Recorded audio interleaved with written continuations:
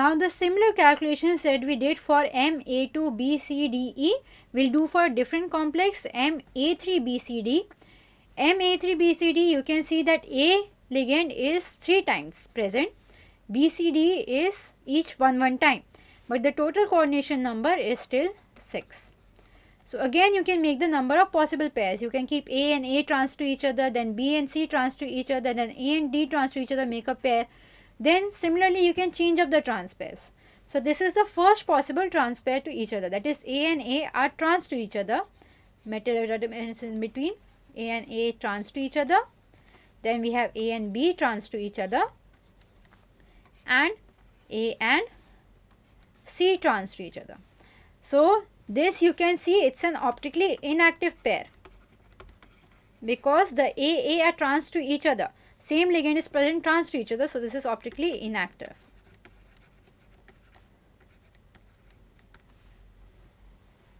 Now let's go to the next possible pair. This is the next possible pair. In this, A is trans to C, A is trans to A, B is trans to D. So in this also you can see that A is trans to A. Same ligand is trans to each other. So this is also optically inactive. So right now we have two isomers, geometrical isomers, both of them are optically inactive. Let's see if we get an optically active isomer or not. Now again there is a next possible pair. A is trans to D, A is trans to A, B is trans to C. A is trans to A, same ligand is trans to each other. This is again an optically inactive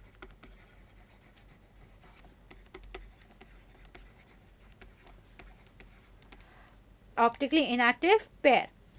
So till now we have 3 geometrical isomers, all of them are optically inactive. Let's go to the fourth possible pair. So this is the fourth possible pair. In this, A is trans to B, A is trans to C, A is trans to D. Finally, we got a optically active pair. This is an optically active pair.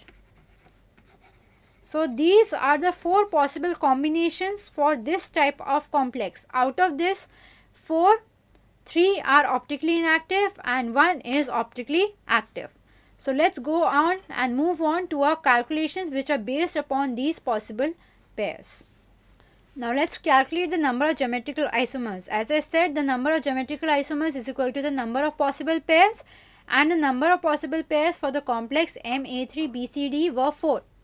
So the number of geometrical isomers is also 4.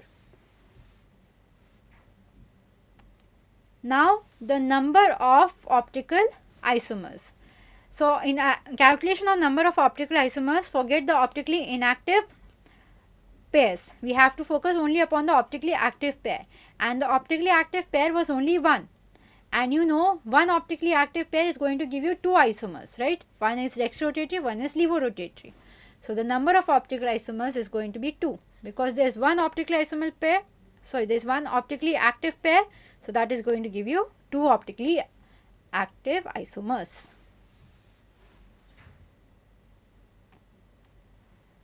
Next is the number of enantiomeric pairs. So just fill in the data we already know. Number of enantiomeric pairs is the number of optical isomers divided by 2.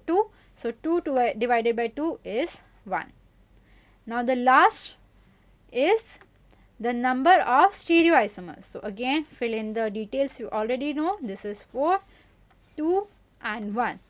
So number of stereoisomers are the number of optical isomers plus the number of inactive, optically inactive possible pairs. Number of optical isomers are 2 and number of optically inactive possible pairs were 3, if you remember. So 2 plus 3, that's equal to 5.